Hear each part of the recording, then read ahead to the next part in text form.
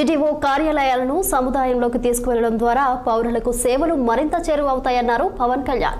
ఈ సందర్భంగా చిత్తూరు నుంచి కార్యాలయాలు deputy CM Pawan Kalyan virtual గా ప్రారంభించారు.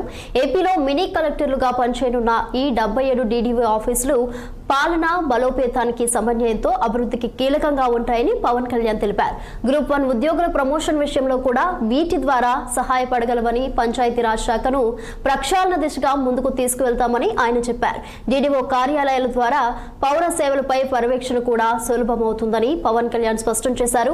అలాగే 77 డిడిఓ కార్యాలయాలను ప్రారంభించడం ఎంతో సంతోషాన్ని కలిగించిందని పవన్ కళ్యాణ్ వెల్లడించారు. పంచాయతీరాజ్ శాఖ చేపట్టిన తర్వాత it's instrumental back bone of the entire state administration. 70% మనది గ్రామాలతో ఉన్న రాష్ట్రం ఉంది. అందుకే దీనికి మేము ఎంత బెస్ట్ చేయగలం, ఎంత బాగా చేయగలం దాని మీదే మనసు ఉండింది. సో దాంట్లో భాగంగా చాలా సంస్కరణలు కానీ గతంలో ఏం జరిగినాయి, గత 15-20 సంవత్సరాలకు ఏం జరిగినాయి, అలాగే ప్రత్యేకించి లాస్ట్ 5 ఇయర్స్లో ఏం జరిగింది అనేది నేను రాగానే దాన్ని చాలా ఈ రివ్యూ మీటింగ్స్లో మాట్లాడటం జరిగింది. దాంట్లో భాగంగా ప్రత్యేకించి ఇలాంటి ఒక అడ్మినిస్ట్రేటివ్ బిల్డింగ్ కావాలి. దాదాపు 10 నుంచి 12 సేవలు విభిన్నమైన ఆఫీసుల్లో ఉంటాయి. దీనికి ఏదైనా చేయాలి, దీనికి అన్నింటినీ కలిపి ఒక అంబ్రెల్లా కింద పట్టుకురావాలనేది ఫస్ట్ మంత్లో వచ్చింది నా దృష్టికి.